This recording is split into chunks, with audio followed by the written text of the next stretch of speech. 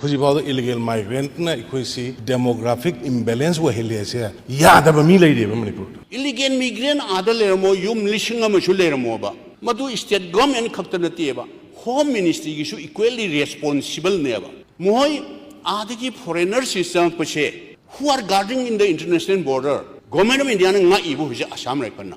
Ai hamne Assam rifle da. Noi sumaina border se free thado ga noi siguma yamna pora soiba mafam se sida noi free the thado prana hai. No, every either one or two village akoi base operation akoi company adum nifu dai ta dana manpower se 60-70 lay adun kanam ta adi sang pa akoi yaro yen kanu tawri akoi border si nga I hai. Senior member na hai gibido. Illegal migrant la hai sibu. Ai Assam rifle da hangi Assam rifle ga officer na. Akoi kun cha ga ngai. Hai bi ko. Yung kaya house si kamai daw na kamai na mislead taw ge sing bio. Miyam si Manipur miyam si. Ado di Assam rifle da kun cha ga ngai illegal migrant lai te hai bi. Hai ni do. So the satellite mapping uttana village hangat ba machine uttana sahi pi dana mafam pi dana district pi dana ullabado. Hujibao illegal migrant na ikoisi demographic imbalance wa helese yada ba mi leide ba Manipur.